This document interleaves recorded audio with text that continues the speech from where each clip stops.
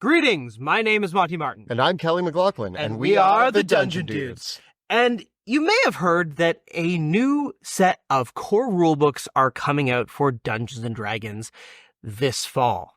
But what does that actually mean? Today we're going to discuss everything that you actually need to know about the 2024 D&D rules update. We're going to dispel some myths, rumors, and misconceptions, clarify a couple things along the way, and get you prepared for how the new books are going to impact your campaigns and your games. There's a lot to discuss, so let's get rolling. So let's kick things off.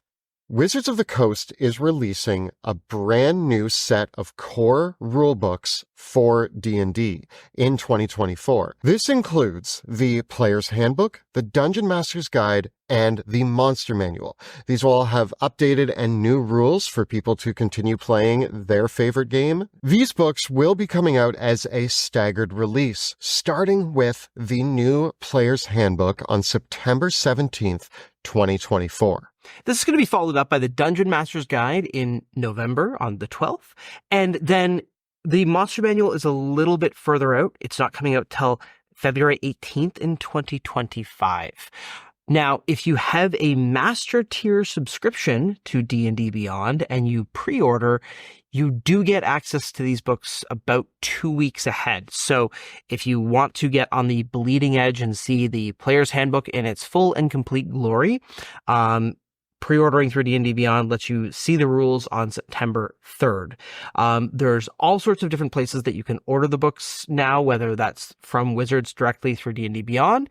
But I encourage you to support your favorite local game stores. Many of them are getting special edition versions of the covers, which look really gorgeous. Yeah, I'm a big fan of the special edition covers, and it's also a great way to support your local stores. Shout out to our favorite local game stores here in Toronto, 401 Games and Meeple Mart.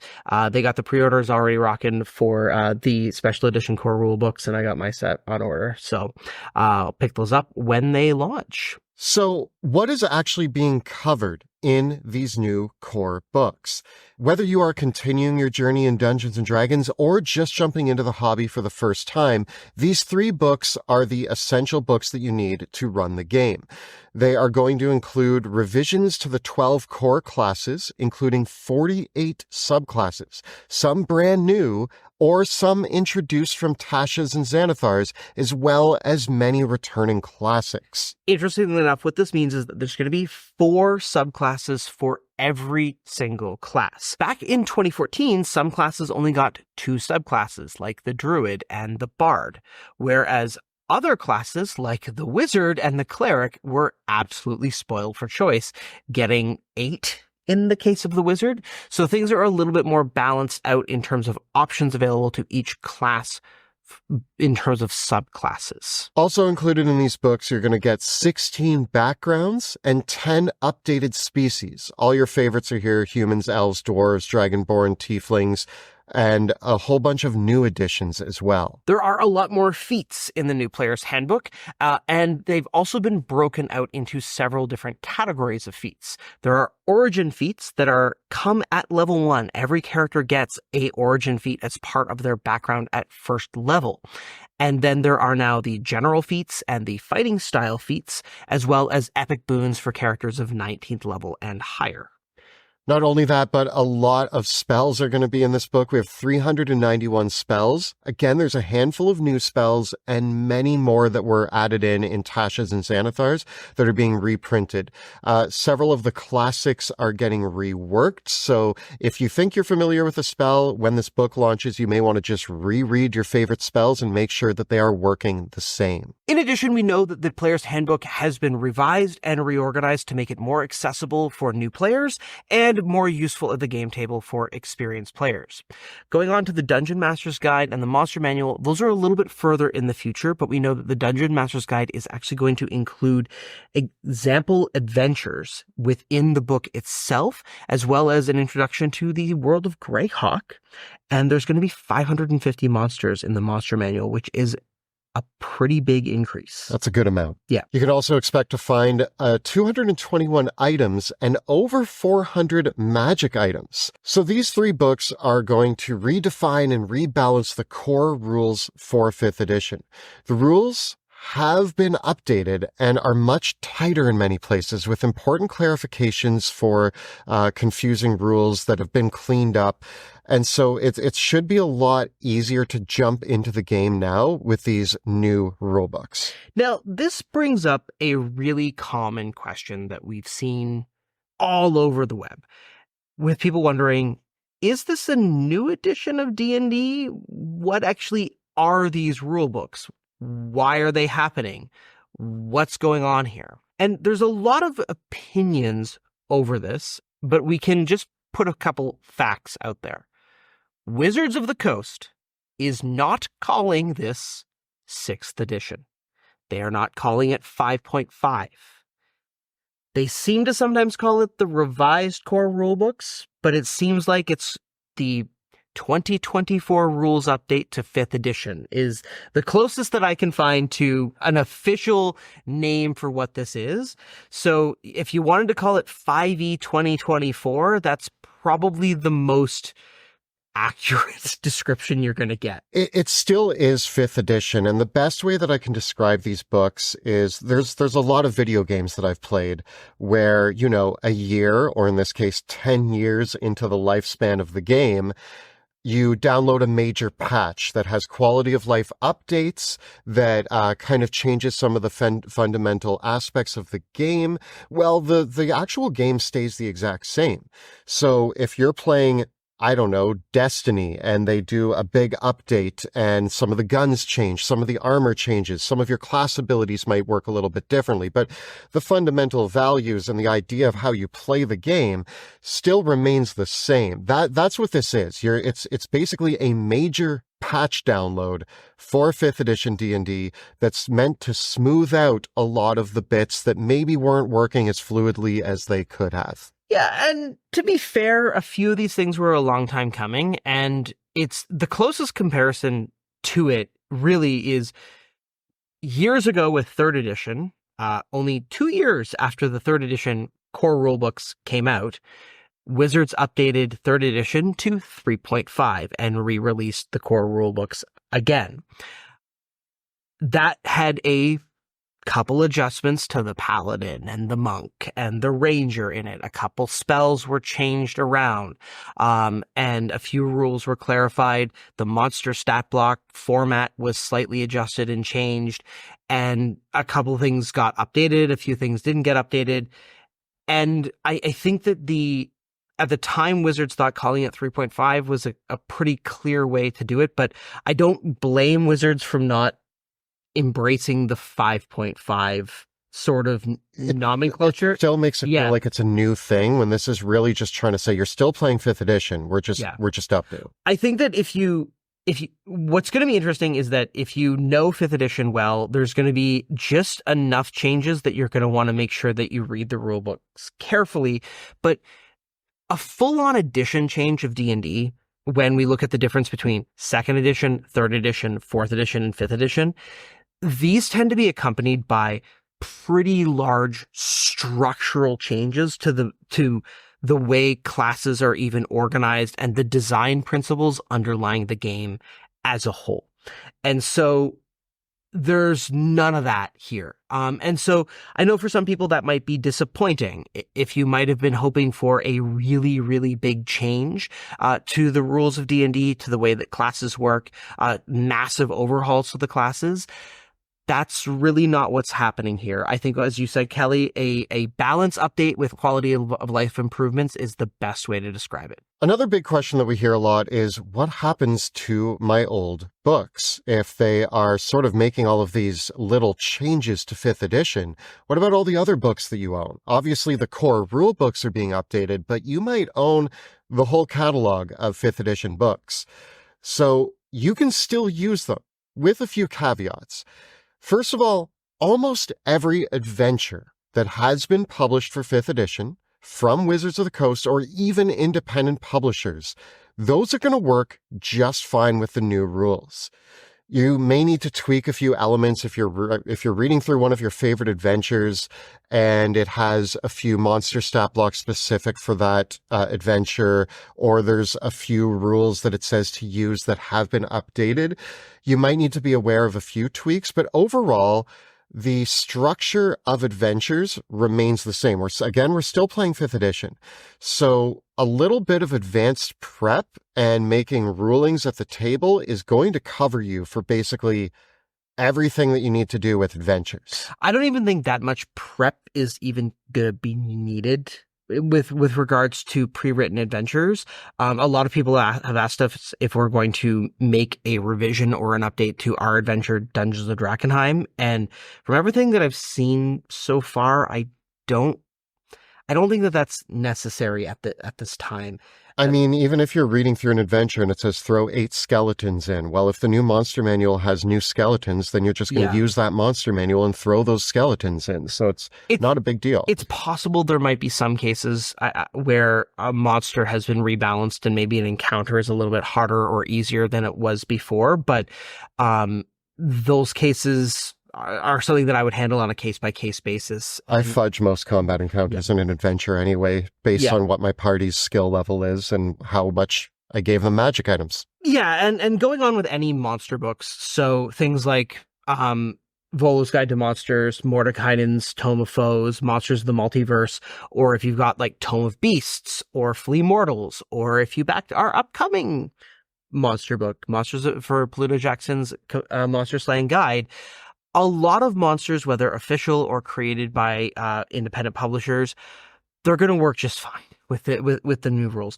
There's been Wizards has actually done a really good job of showing in their more recent books their updated design principles for monsters. And while it's possible they might change the formatting of some of the stat blocks and how powers are written out in them, fundamentally, I don't think that there's going to be anything that's going to render a monster unusable with the new rules. Yeah, at the end of the day, these are mostly minor changes, and you're just as good to use the old options as you are the new. They just might look a little different. When it comes to player options, this is where a little bit of discretion is needed. We are actually going to be doing a whole bunch of videos as the book releases, covering each of the classes, all of the subclasses, all of the major changes. So you can expect a lot of coverage on that.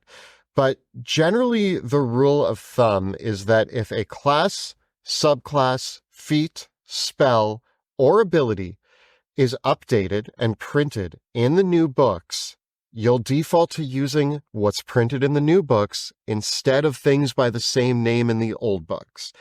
But if there's a spell or a class like the Artificer, which isn't being updated, that you want to use and isn't in the new core rulebooks, they are still usable. There's some spells that may not make it in that were released in Xanathar's or Tasha's that you may really want on your character. And if they aren't in the new book, just use the old spell. Many questions have come up around backwards compatibility with the new books, with statements floating out there that like a character made with the 2014 rules could play in the same party with a character made using the 2024 rules.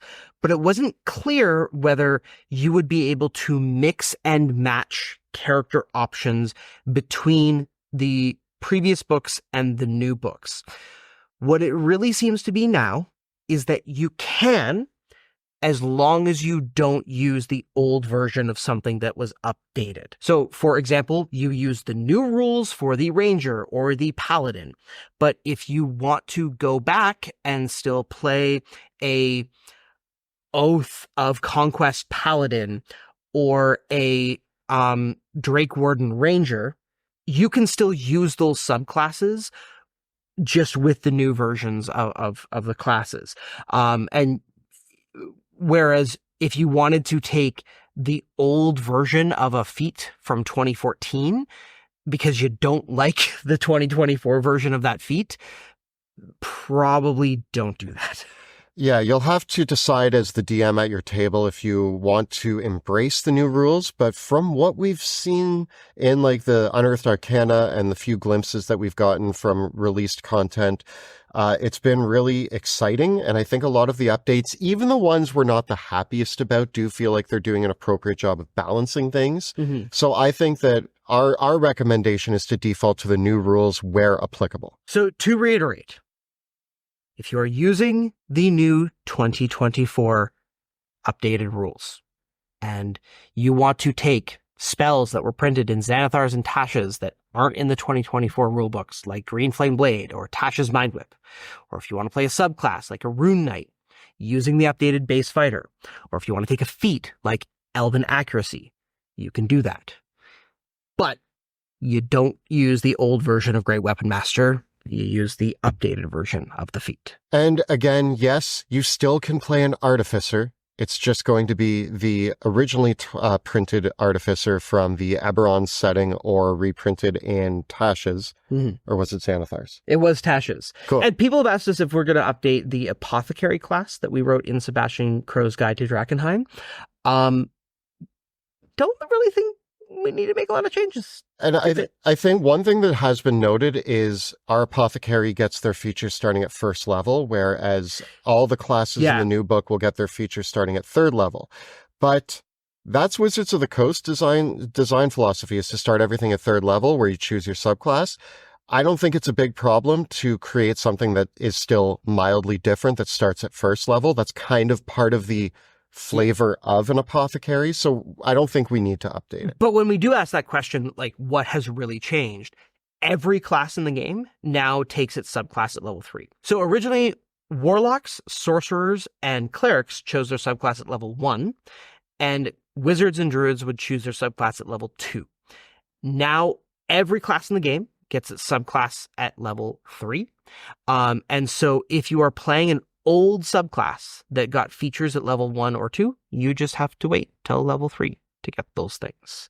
That's basically the only tweak that you need to do to use an old subclass like, say, the Blade Singer, or if you want to play a Cleric Domain. Although the Cleric Domains are another thing where now they've baked a couple of things that were subclass features into the Cleric class, and the books actually tell you what to ignore from old subclasses, and what is just given to you because you're a cleric. So the 2024 rules update is going to see a lot of small changes. Some may seem fundamental, but overall, the core concept of D&D, how the game works, and what you can expect from playing it all stay the same.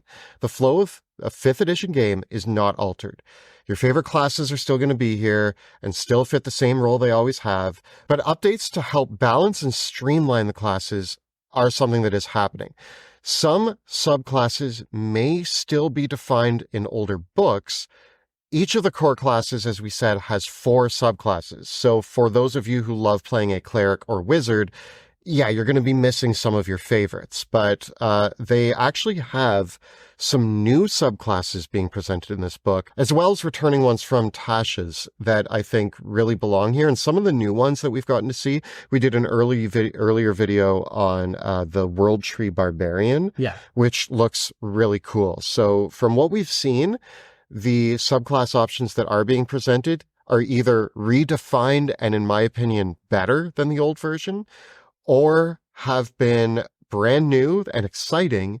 And if they aren't in there, you can still use the old ones that you love. Yeah, so if you are distraught because your favorite cleric domain, whether that is Twilight or Nature, or your favorite wizard subclass, whether that is the Necromancer or the Transmuter, is not in the new books, again, you can still play them. They work just fine with the new rules. And again, many of your favorite feats, spells, species, and magic items are still going to be here in the new books, but you are going to want to carefully read over all of those options before picking them up, as several have had balancing or quality of life changes. So your favorite spell might not work the same. Pay attention to whether it now has concentration, or whether it's a bonus action or an action, or what the range is on it. A lot of us have spent 10 years memorizing a lot of these. So again, most of what we've memorized is going to stay the same, but we are going to want to be careful when we pick up our favorite spell and realize, oh, this spell works, like one word is different. Yeah, it's it can be a trip up, and I especially feel it because I have now multiple editions of D&D swimming in my brain. Yeah. And so sometimes I mix up even rules from prior versions of the game or different role-playing games entirely. But so it can be worthwhile to just give yourself that check. And one of the things that we always recommend, especially with spells, is have the players read them out loud at the table. And that way you know exactly what they do. They do what they say on the tin. And so even if it is a familiar favorite, maybe reread Fireball just one more time, just to be certain.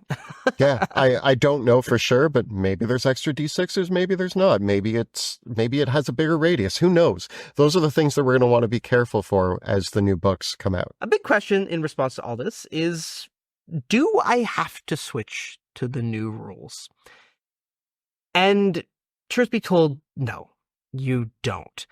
Nobody is going to get angry at you and come to your house and tell you that you have to play D&D 2024, and that is the only role-playing game that you are ever allowed to play and sit down and like it. You must. You do not have to switch. You can go ahead and use your 2014 rules as they are forever if you wish. There are many people who are staunchly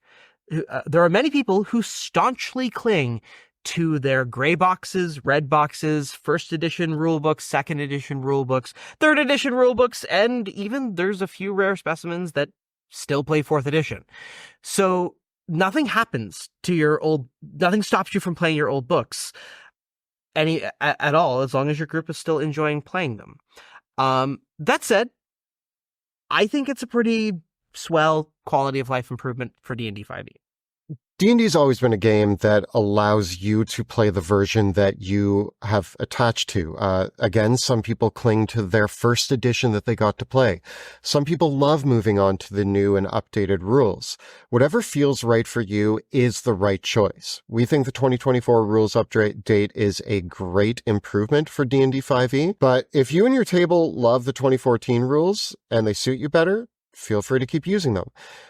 It should be noted, though, that all future official publications will be assuming that the new 2024 update is what's going to be used. And although adventures may be universally usable, some tweaking may be required if you have not updated to the new rules.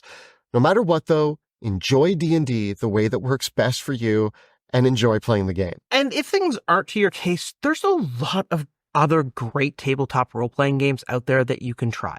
If you and your players love and are totally all in on medieval fantasy, it must be medieval fantasy. You need your swords and sorcery. There's Tales of the Valiant. There is Daggerheart. There is the DC-20 role-playing game. There is Pathfinder. There is Dungeon World. There are so many fantasy tabletop role-playing games that aren't even in the D20 genre that you can try out. And there's many more that are not in the genre of medieval fantasy at all. We talk a lot on this channel about some of the other games that we've been trying or playing. We hope to do more coverage of that in the future. I will admit, though, that for the next little bit, we are very excited about the 2024 rules, so you can expect a lot of coverage on that. In the next few months, you can expect us to do upcoming videos on all the major rules changes in the 2024 books. We're also going to be covering every single class, their major changes, as well as new updated class guides. These are some of the oldest videos on our channel. I think we made most of them in 2018. Yeah, so it's about time they get updated. Yeah, we're going to take a deep look at the feats, spells, and weapon masteries, and we're going to be tier ranking all the subclasses in the new PHB as well. So expect a lot more new takes on the rules as we dive very deep into this update. It's a great time to start planning a new campaign. Depending on where you're at with your existing games, you may want to wait a little while until all three of the core books come out. It's important to note that, yeah, the Monster Manual isn't due out until February, so you can still use the 2014 Monster Manual with the 2024 PHB. Overall, we're really excited about the 2024 rules update. We've got a lot to talk about, a lot of new character builds to dive into, a lot of new campaign ideas to explore, and much, much more. So stay tuned. We're hoping to do updates to a lot of our favorite and most popular video topics from the 2014 books that are necessary to be updated using the new rules. If some of our favorite topics that we've covered stand out to you and you want to see what they might look like using the 2024 edition, let us know which of our videos you'd like to see an update to in the comments below. And the videos that we make on our channel are made possible because we have an amazing Patreon community that helps support our work. Our patrons make everything that we do here on the channel possible. And we have an amazing community on our Discord server for our patrons where many of us are discussing the new rules, updates, planning new campaigns, and finding amazing groups to play with. So if you like the sound of that, get on our Patreon. The links are down below. And if you want to see us playing some D&D, you can check out our adventures in the world of Drakenheim, which airs Tuesday evenings here on YouTube. You can check out all the previous episodes right up over here.